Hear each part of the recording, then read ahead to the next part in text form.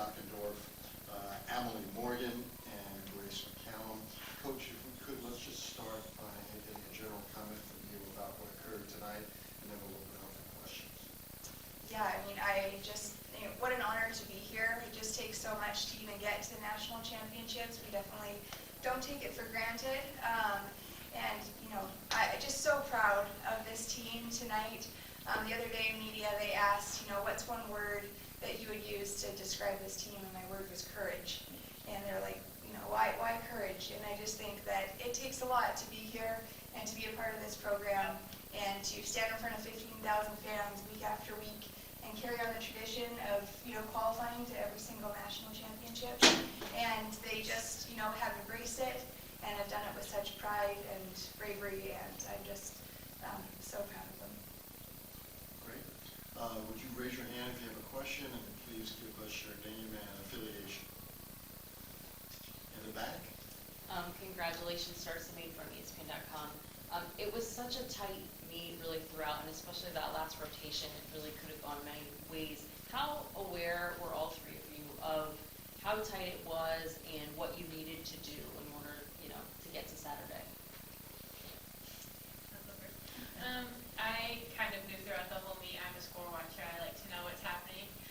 But I didn't let that affect my gymnastics in any way. I just knew I needed to go out there and deliver and do what I do in the gym every day, because that was more than enough. And so that's what we did. We kept the energy up and kept the hype. I think, it's always a thing in gymnastics, keep your eyes on your own team and, don't care about anyone else. But at a certain point, you realize it's pretty close. But I think for us, and throughout this whole season, we have really kind of emphasized the having no doubt. And I know for me and, pretty much all of our team, there was no doubt in our mind that we weren't going to make it. And even though it was that close, I think, we knew we could do it. We knew we are that good, and I think that's what carried us through. And, just really proud. We've been in that position before where it's come down to 10th in the last rotation, and these women have worked so hard on bars this year, and they've been so consistent over there, and I agree. I mean, I didn't have any doubt that they were just going to go do what they've been practicing, because they've been putting in the work every single day. Next, on the right. Trentwood with the Deseret News. Grace, you stuck your ball. And for a time, you were going to win the vault title until the very end, so you finished second. How surprised were you that you stuck your vault? How did that feel in that moment here? It felt pretty electric. Like all my hard work kind of paid off in that moment right there. It's something we've really been working on in the gym, really dialing in those landings. And so for it to happen in the moment that it mattered most, I was just very, very happy. Anyone else? In the back. Savannah Wellman, College Gym News. I'm just curious. I know that your upperclassmen have had a lot to do with the success of your team, but your freshmen have been super impressive as well. I'm curious as to what you guys have done to prepare the freshmen for this point and how proud you are of them. Yeah, I mean, I think our freshmen came in with high expectations of what they were going to be able to do to contribute to this team. And they have. I mean, they both have been through a lot of adversity, obviously with Avery and her ankles, and that just showed her character and how determined she was to help this team be here today. And Zoe, it took her a little bit longer to get her confidence, to realize that she is a huge part of this team and she belongs here. And she did. She just kept working through it. But I really do think that our upperclassmen, like these women sitting here, our seniors, really built relationships with our freshmen that allowed them to just be them and to celebrate their strengths right from the beginning. I think sometimes that can take years, but these women are just amazing at embracing our freshmen and making them feel like they're a part of the team from the very day one. On the left, right here. Caroline Price Forbes. This was such a complete meet for you guys. I'm just kind of curious, leading into the meet, what was said either in huddles or practices that really got you guys in this mindset to just go out there and nail those landings and deliver? One of the mottos for our meet going into today was to fight all the way through from the very first routine till the very end. And I feel like that's really what we did today. No matter what happened before us, we just went out, did our gymnastics, and fought for every landing. Yeah, I think the thing for us, as you said, is having a complete meet and, you know, being consistent on all 4 events, because that's what we've done this season and we know what to do. So I think that was a big thing going in, that we don't need any more, any less than we already have. And I feel like people really trusted in their training today. You didn't see anything kind of out of the ordinary, so yeah. Anybody else? In the back? Yes. Ben Schluter and the Valley Shook. So that was the best score of the semifinals, but that was a 197.7. And we all know how the final goes. It's got to be a little bit better than that. So what's it going to take for y'all to get to that next national championship level? Well, I think the score aside, I mean, scoring has been all over the place this year, so I don't know if it's, you know, exact score that needs to happen, but definitely, you know, we left some tents out there for sure.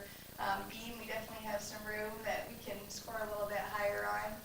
And again, I think for us, sometimes we go really big on day 1, and then day 2, we sometimes, you know, aren't quite as strong, but we've talked about that, and we've, you know, discussed like that exact moment because we've been there before, and I think we know that we just need to come out big again, and there's, you know, small margin for error. Everyone's going to come out and bring their best.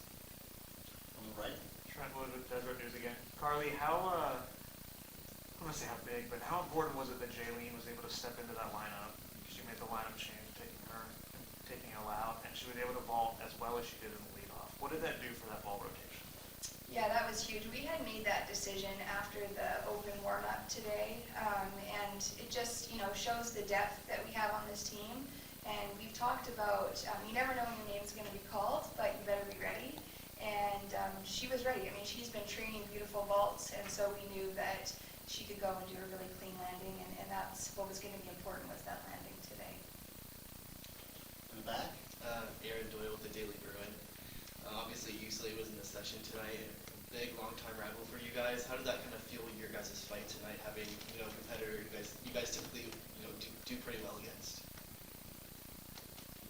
I mean, for us personally, you know, we both used to be in the Pac-12. It's a team we've competed against a lot, and I always feel like we feel comfortable competing against them, and a sense of familiarity in, you know, such a moment of kind of tension, I guess. So for us, I think that kind of just like fueled our fire even more, that we know we can do this, and, you know, we've beaten them before, and we know we can do it again. So it was nice to have someone that we knew there, and yeah. We have time for one more, and do it right here. Hi, Amy with the All Things Gymnastics podcast. So in this sport, we've seen a lot of new teams come in and come up. Michigan State and Missouri being here advancing, Missouri advancing for the first time, Michigan State here for the first time since 1988.